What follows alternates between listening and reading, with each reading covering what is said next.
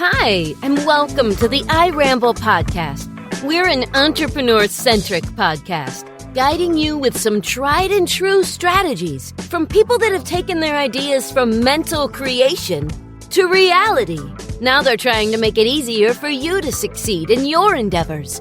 So sit back and listen to these entrepreneurs, builders, and designers share the step-by-step formulation of their business. Don't forget to like, share, and subscribe for new episodes. Enjoy! All right, what the deal, what the business is. And you already know that's not rhetorical. That's a real question, what the business is.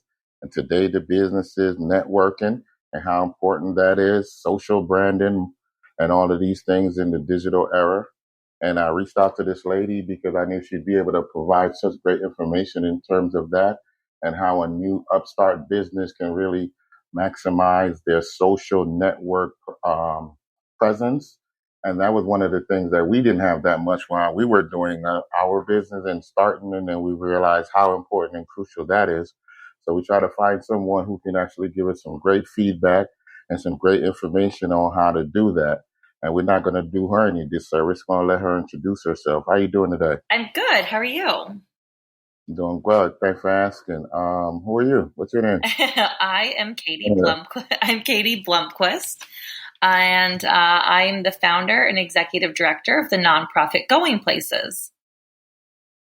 Okay, and tell us about Going Places. And is that the same thing as Social Collective, or is that like in conjunction with? Neither. It's a separate company. So I have 4 jobs, and 3 of those jobs are companies I've started and run full time.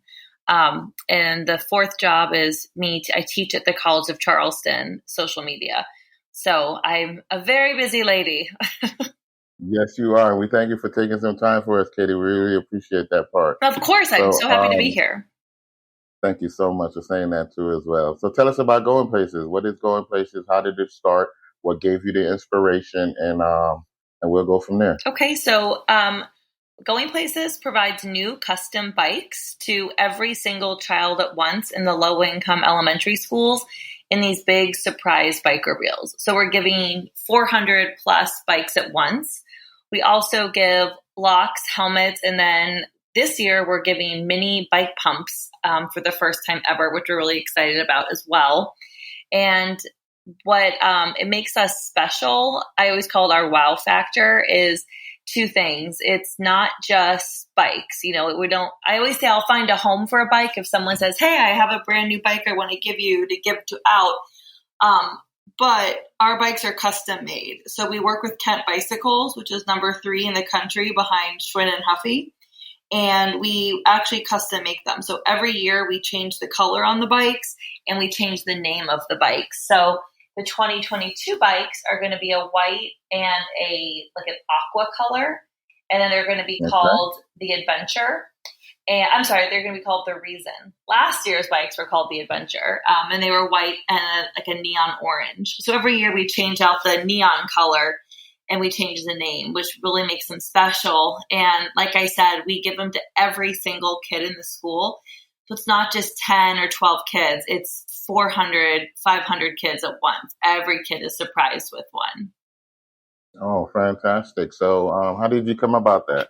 So I was a teacher at a low-income school here in Charleston, South Carolina. I worked in North Charleston at a school called Pepper Hill Elementary, and I taught 1st grade, and a little boy in my class asked me for a bike on his birthday. And I, couldn't afford to buy him one, but I just couldn't get it off of my brain. Like how did I not even think about, I was shocked that he didn't have a bike because it was a memory I took for granted. And, I was so aware of the shoes and the socks and the pillows and the books and the things that these kids don't have at home. But I still, even though I was saturated in, their lives of poverty, I still took for granted the fact that these kids probably don't have a bike. And so I started asking other kids in my class if they also, was it just him or was this like a common theme? And I came to discover it was a common theme. Most kids said they did not have a bike. And if they did, it was a rusty hand-me-down that broke right away. And so I thought, I gotta do something about this. And so I decided I couldn't leave anybody out, and I did a GoFundMe to get all 650 kids in my school a bike, and it went viral. And I raised over $80,000 in 3 months, and I got all 650. Come a little closer to the mic, Katie. What? Come a little closer to the mic a little bit. Sorry. Okay. Is that better? Go ahead. Yep. So I got, I did a GoFundMe to get all 650 kids in my school a bike, and it went viral. Okay. And like Steve Harvey flew me out and put me on his show and donated $20,000. And Lester Holt flew in a camera crew, and it was the feel good story on his show, and the ABC World News and USA Today and Time Magazine. Literally viral. It was wild. And that's how I was able to raise over $80,000 so quickly. And so we did it. We did the bike reveal. And then that made me realize, I've opened this door to this idea that joy is a piece of our social emotional health, and it's often overlooked. People forget that this is still a critical piece in children's development into functioning, positive, contributing members of society. And so I started the nonprofit Going Places 5 years ago, and I've been running it full time ever since day one. And so I left teaching to do that. And then, that's kind of the gist of the nonprofit's story. That's fantastic, Katie. So do you have any immediate future plans for it, or are you just trying to fine tune what you have currently with it? Is there anything that we can expect that's going to be a little bit different? Are you reaching out to any other companies other than, obviously bike companies or things like that? Did you get any co-opting with helmets and stuff like that? How does that part go? So Kent Bicycles gives us like $4 helmets, like really, usually helmets like $25 in the store. So we get locks, helmets, and bike pumps from them, really just for a couple dollars each. And we started off doing a lot more because I really wanted to do more. We provided Halloween costumes for kids that couldn't afford them. I wanted to do Christmas trees for families that couldn't afford them.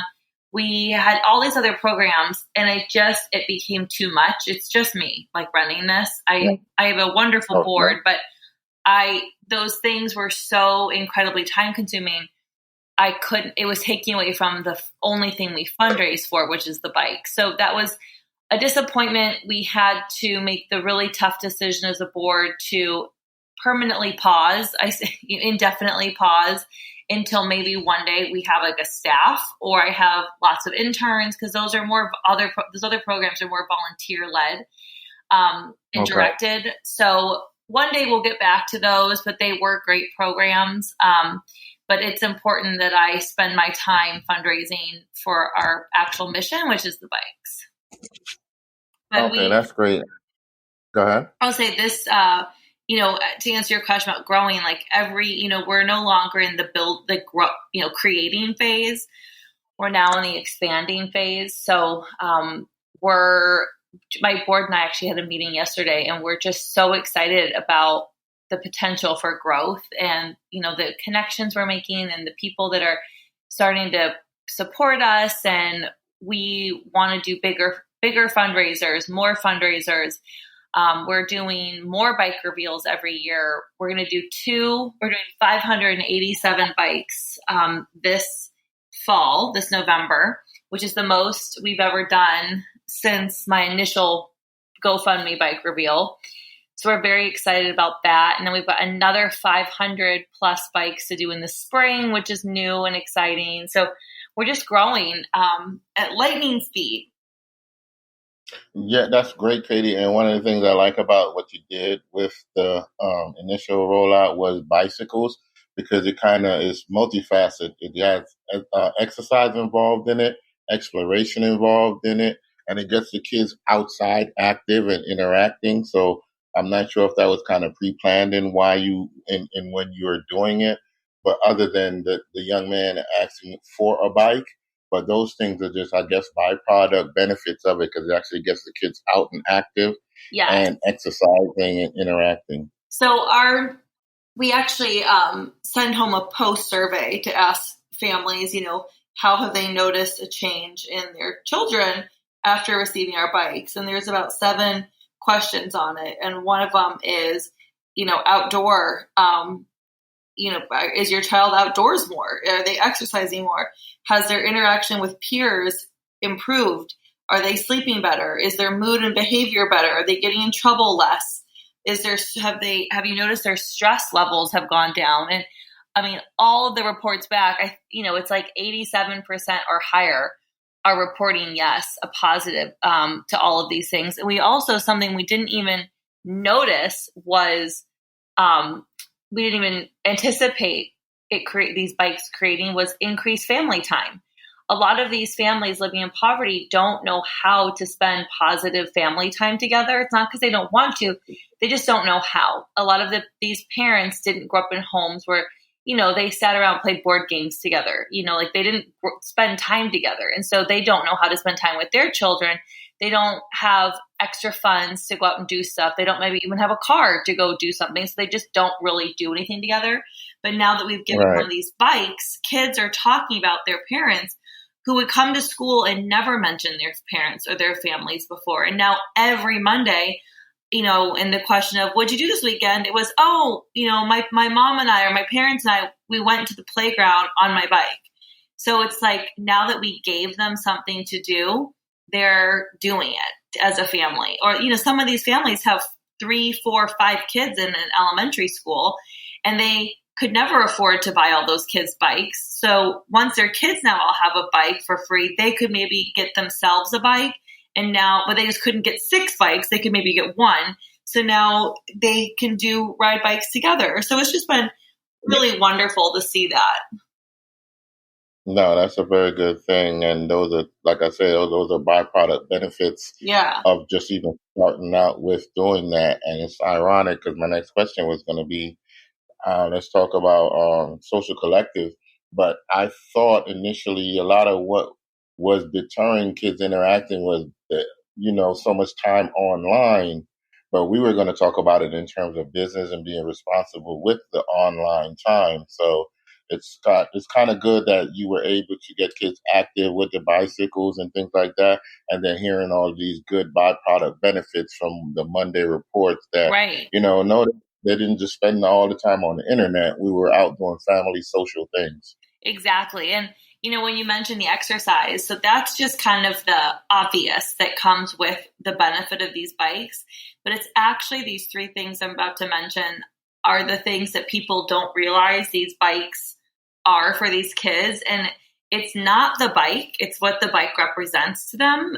So a lot of these kids, when they go home from school, that's when their stress starts. Home is not predictable or always safe, and they dread going home. A lot of these kids often act up before long weekends or holiday breaks because the anxiety of the unpredictableness of their home life. And so having this bike gives them freedom and escape that they wouldn't have had otherwise, because they're not adults. They can't just say I'm going out for a while.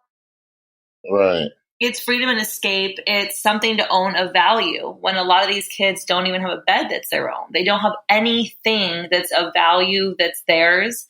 They don't have anywhere to go to just be, you want to just go lay in bed and just be by yourself, do whatever. And they don't always have that. So this is something of value. They can go be alone, decompress, just cherish it and take care of it.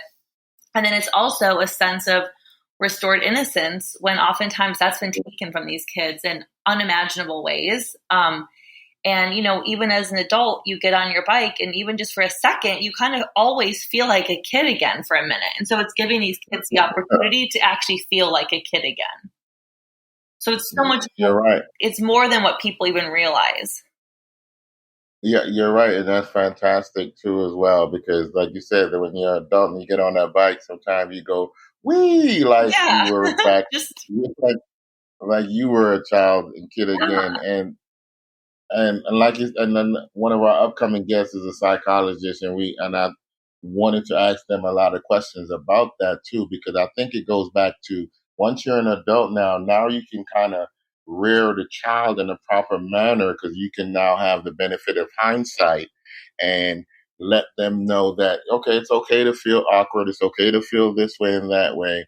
And so that they don't dread that going home aspect of it, because they know they're coming home to a loving home and people that actually care about what happened to them during the day or things of that nature. So all of those byproduct benefits are so fantastic, but it was just great that it started with a bike.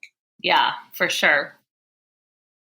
Okay, Kate, let's get into Social Collective. What's that about? Tell us about that. Yes, so that's my social media marketing management company that I created just recently because I had a social media seminar that I was doing, and people were interested in it. But then when they found out, it's all that's involved, they're like, "Oh, I don't have time. I don't want to learn that. Can I just pay you to do it for me?" And I was like, "Well, no, I don't have time." And then I realized after like the fourth or fifth time of saying that, I'm like, "What am I doing? I am turning down money. I need to figure this out." So I created the company.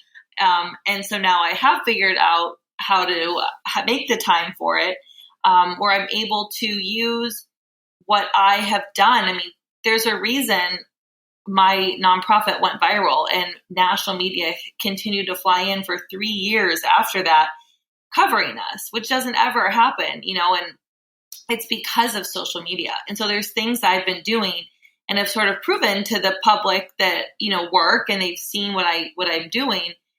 So that it was just a natural next step. And kind of another credibility point that I have was that the College of Charleston, they reached out to me. I didn't even apply for a job. They reached out to me, the assistant dean of the business school, and asked me if I wanted to be an adjunct professor and teach an online course there on social media and communications marketing. So that's been a really fun, surprisingly, nothing I ever thought I would be doing. And I just do it once a year. It's not like it's all year.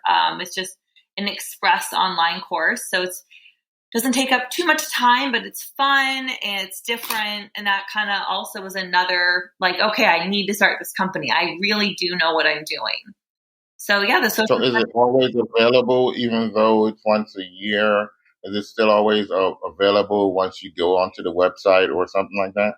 No, I meant I teach at the college only once a year. Yeah, but the course or the class that you do teach is always available for every day. Anyone can just go on the website and just access whatever that previous course was. Even if they're waiting on the next. You have to be enrolled in the college and Okay. the course. I do still teach my social media seminar. I'm actually teaching one on Monday. So some people are interested in that, and that is always available. If people do want to learn, I can do it over Zoom or in person. So that is always available if someone does want to learn. It's basically, the stuff I teach in the course all semester, just condensed into a 2-hour intensive seminar. And it includes, I do an audit of your current social media, and I really, direct the seminar to the client's specific needs. But what's different about the Social Collective than other, social media management companies is it's not just a couple posts a week. I consult with you on different collabs you can do online with other brands, other influencers, other companies, different things you could do to help grow your exposure and grow your audience that are free. And it's just great partnerships, contests you could do, just different ways to get that exposure that I've just, I've learned over time are great techniques that work. So I'm always thinking of those things for my clients. I also have a branding partner. So you automatically go into a branding meeting to look at your stuff and make sure you have a brand voice that's clear. And so she gives you a consult on that. We talk about your Instagram story. You could, things you could be putting in your story. The second phase of my company, we could actually take over your story for you. We, obviously generate insight reports and give it to the clients every month on posts that are doing well, posts that need more help, what we're going to do next month to improve those posts based on the audience's interaction. And then another thing we also offer that other companies don't offer is we apply a color filter to all of your photos. So if you look at like celebrities' Instagrams or like celebrities and influencers' Instagrams, you'll notice like all of their photos kind of have like a certain color theme to all of them. Sometimes it's like dark colors or bright whites, or they have like a certain look. They're not just straight off your phone. We'll provide a color filter that best represents your brand to all of your photos, so it looks really cohesive and professional. And we do Facebook, Instagram, and LinkedIn. Okay, so that's kind of like the behind the scenes of it that we didn't know about. We're just looking at it and seeing it and thinking, oh, that's so fantastic. Right. And then you get into the advanced analytics of it too as well. Yep. So that's all the stuff that we provide. So it's not just, a couple posts a week. It's a lot of like really thought out stuff for your brand. No, and that's great, because what we do with our ramble is we try to have, like I said, a hodgepodge of entrepreneurs and guests that we interview and highlight, because we want the next coming entrepreneur to have all the tried and true steps of how to be successful. And then in this digital age, if you just start a business and you're unaware of how important this is, you could be lacking a lot of resources. You could be lacking a lot of things, because there's people that's not in your general area that can still support your business online, and they might need your service, but how can they find out about you without somebody like you promoting their business? Exactly. So that's fantastic, and we're glad for you in doing that part. So you do public speaking as well, and you're a coach, like a coach as well. What's that side of it for you? How do you accommodate that with what you're doing? Yep. So I also will do different seminars, different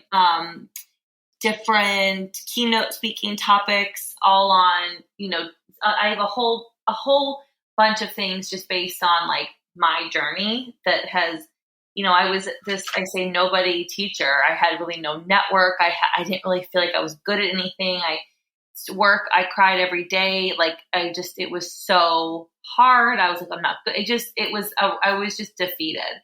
It was giving me like an actual ulcer teaching. And so, I, took this massive risk and, left teaching and had no confirmed source of income. I mean, it was just to do something I had no experience in besides a successful GoFundMe.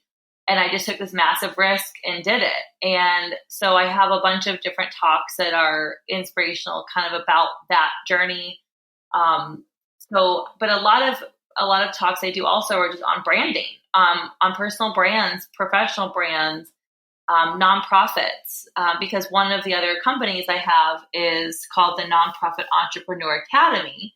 And that's an online academy where I have a business partner in the UK who's a 30-year nonprofit consultant.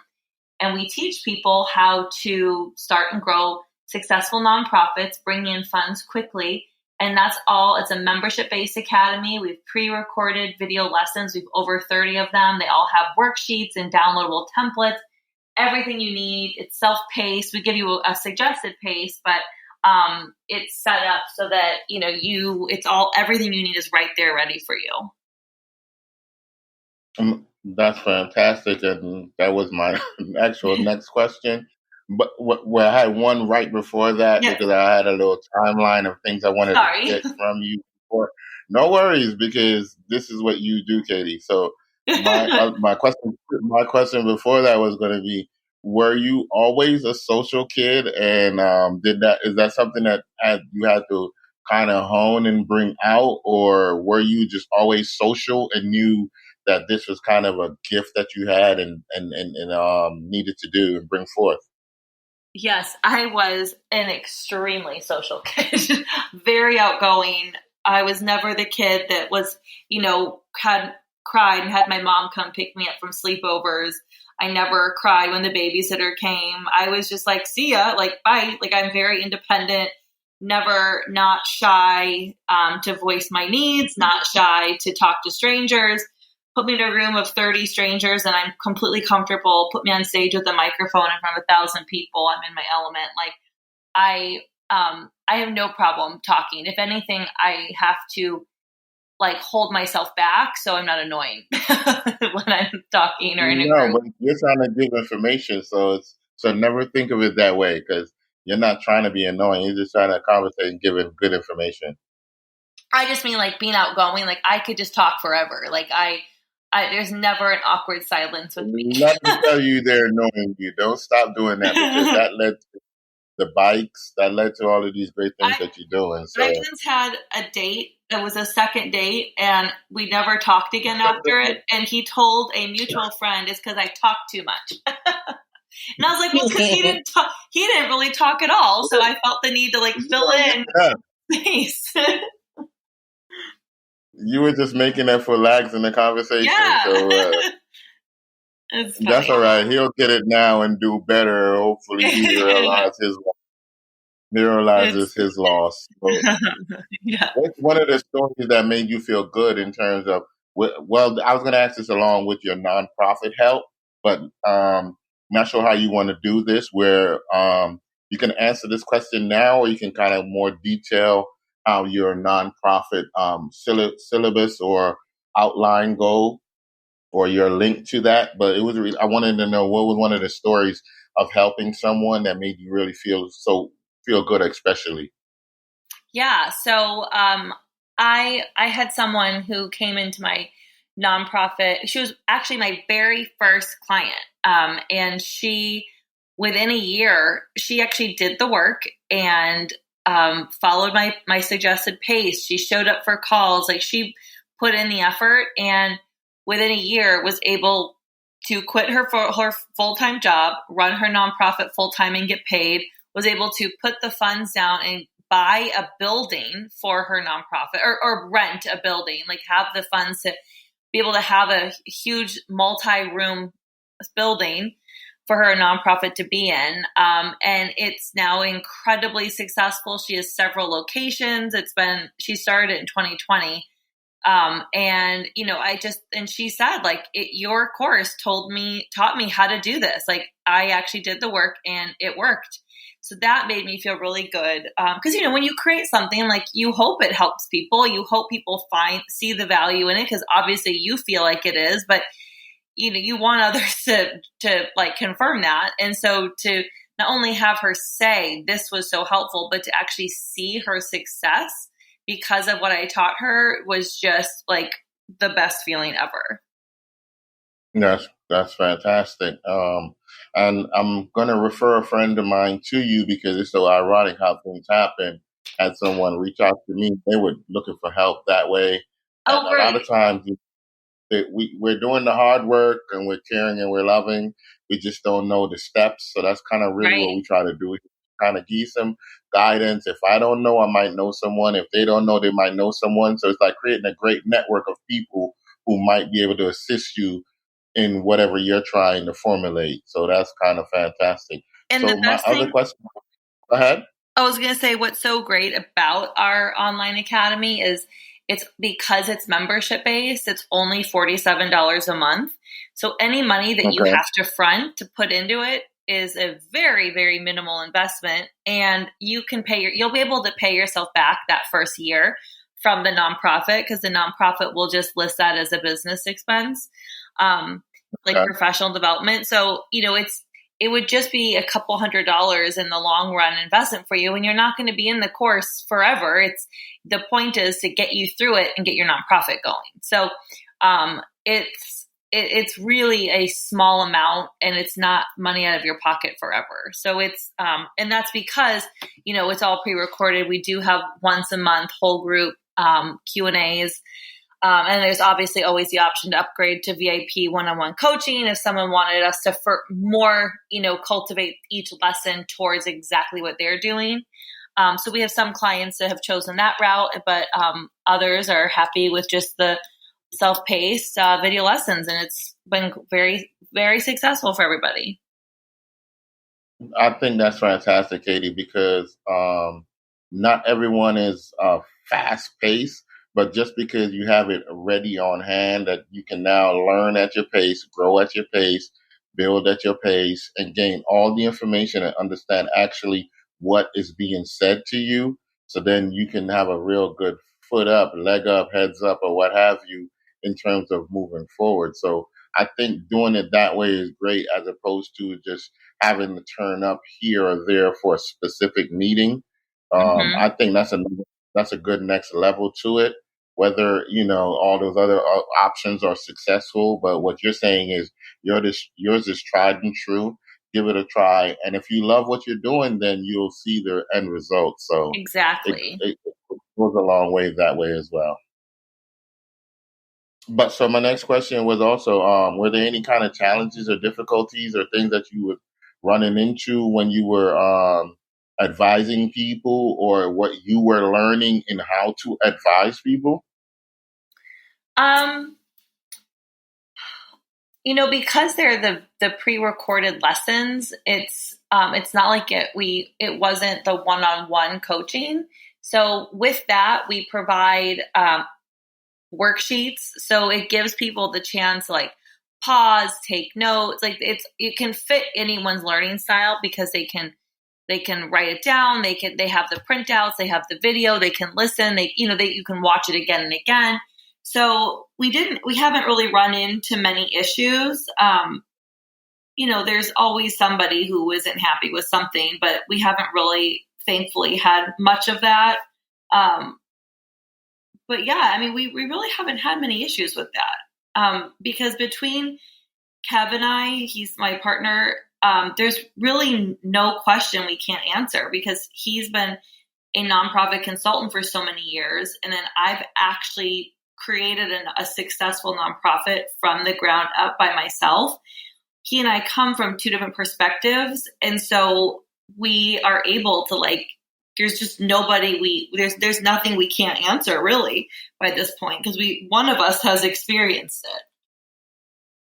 That's great because that's part of even having a successful business, that you need to have all aspects kind of incorporated in it so that you don't run into the inability to answer any questions in what you say you're versed in or what you teach. Right. So that's an added bonus to it as well. And then knowing that you can't do it all yourself, because like you were saying with some of what you were doing, it was a one woman's mission that you accepted to be on.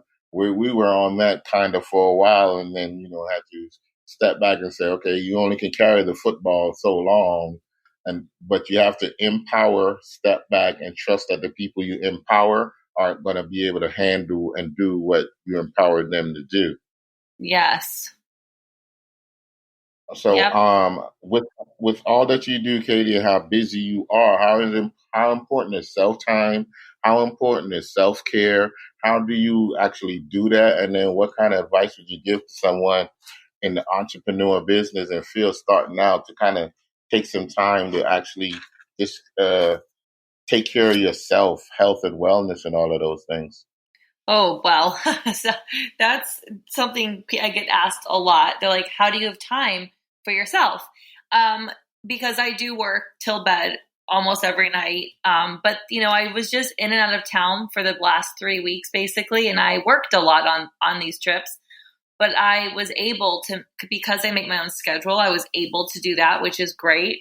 I didn't have to ask for time off or, I blocked out my calendar on certain days and I took calls in the car and I made it work.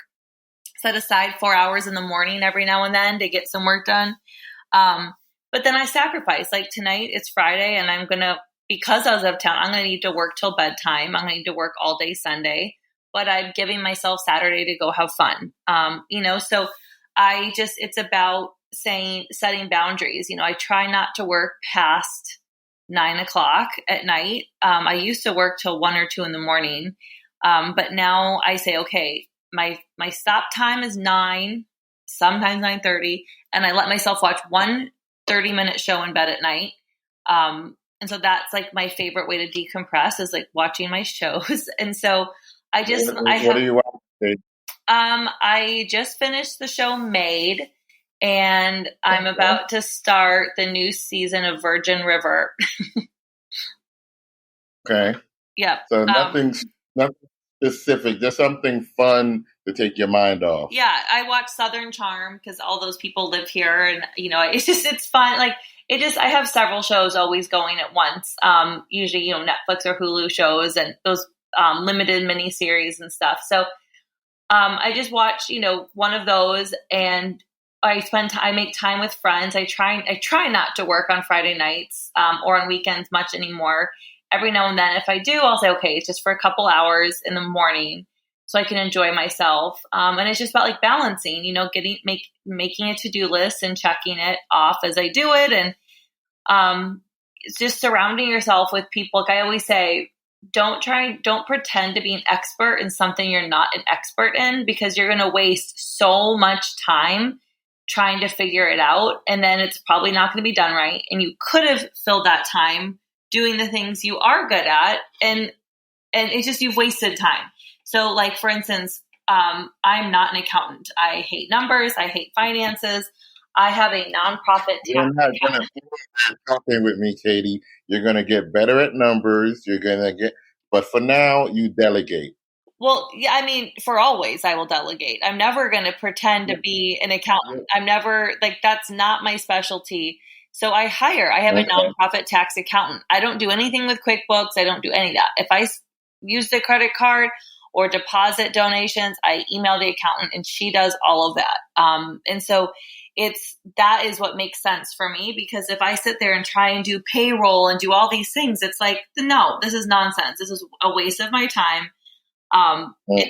That's not where my time is best used. My time best used is networking, building relationships, getting sponsors, or selling, making sales to get clients for my social collective. And I have an employee with the social collective, who helps with the social media management. Like I have other people working with me that are helping fill in the gaps.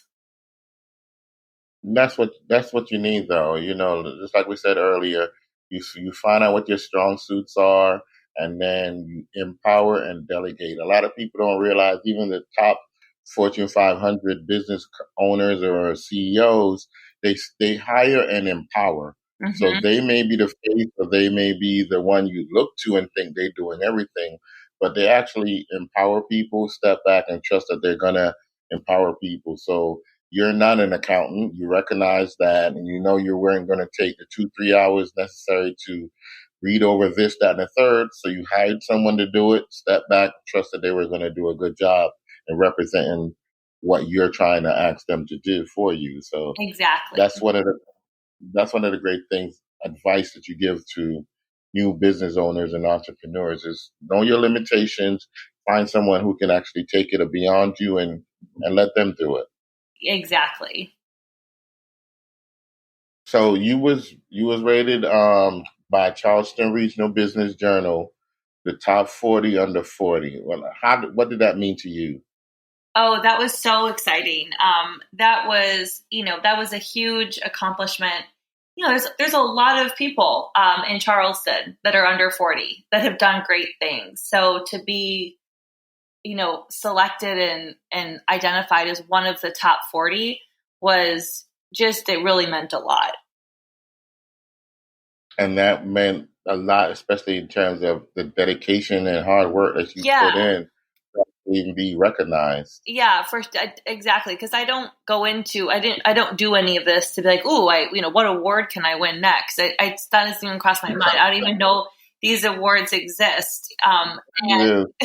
So to have other people recognize me and say, go take the time to pick me and to review me and I look at the work that I've been doing has been amazing. And actually, I don't even think this has been posted many places yet, but I actually was just awarded as one of 6 phenomenons for the whole coastal region of the state of South Carolina. Well, you talk about it. You speak about it, because that's hard work. That's dedication. Yeah. That's these late 9 o'clock nights. Yeah. So that was a big that was like that was by far, that was one of the biggest honors I've ever gotten. So that was, it was like, the time and energy I put into everything to be one of 6 for the whole coastal region. I mean, that was a really big, that was a wild honor. That just happened like a week or 2 ago. That's good stuff. And then don't sell yourself short either, because you were a Spotlight Award finalist, servant leader. Needs to say you were an everyday hero.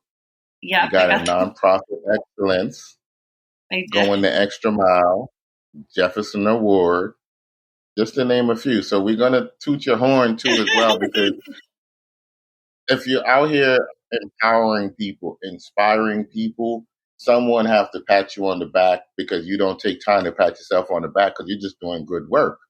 So every chance and any chance we get, that's what we do with iRamble. We want to say, okay, you're starting a business. How can you help the next one have less of a hurdle than you did?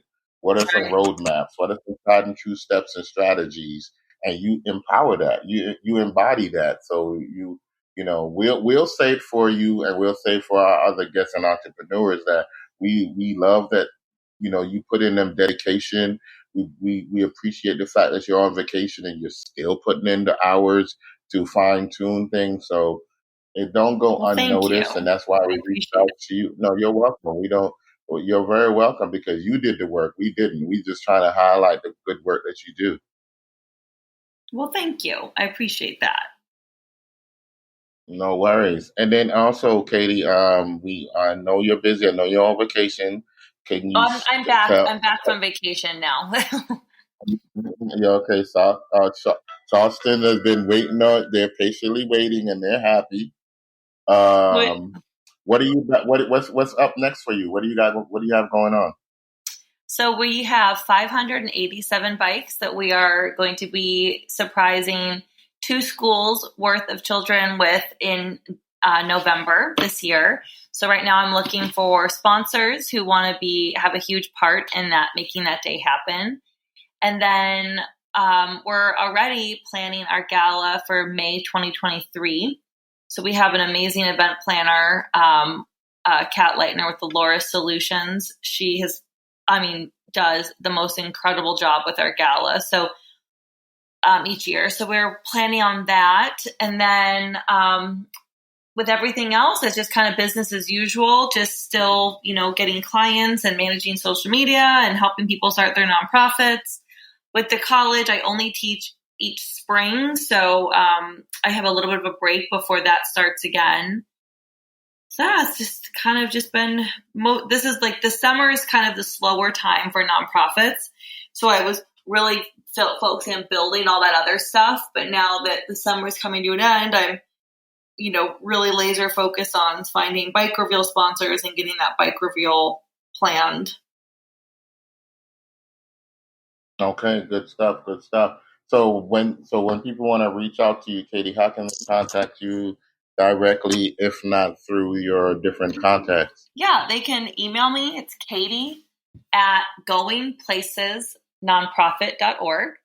And then the best way to find out what we have going on, see our stuff, you can follow us on social media. So Instagram is just going_places_nonprofit. Our website's goingplacesnonprofit.org. Check out, the website isn't as updated as quickly as social media because it's a third-party sponsor that updates that for us. But our social media is always, day-to-day, always updated. Okay, thank you so much for that, Katie. And is there anything that we didn't cover that you'd like to highlight? Because you're a busy woman, you get into a lot of things, and we're actually happy that you do. So is there anything that we didn't cover that you'd definitely like to cover or even highlight real quick? No, I think that's it. We'd love the support, following us on social media. If you're in the Charleston area, coming to a bike reveal, helping us build the bikes, surprising the kids with the bikes. It's not all about monetary support. We need the manpower too. We need the exposure on social media. Even if you don't live in Charleston, sharing our posts, just even in your story, just letting other people know what we have going on. All of that is super helpful for us. Okay, that's what they're going to do, and that's what we're going to do And we appreciate the fact that you let us ramble with you for a few minutes, taking some time out your busy schedule. And we're not going to hold you too long. We're going to let you get back out there at it. Thank you so much, Katie. Thank you. This was so fun. This was our pleasure. Thank you for being with us. Thanks for listening to today's Ramble. Please like, share, and subscribe for new episodes of the iRamble podcast. Also, check out iRamble.com for more guest content.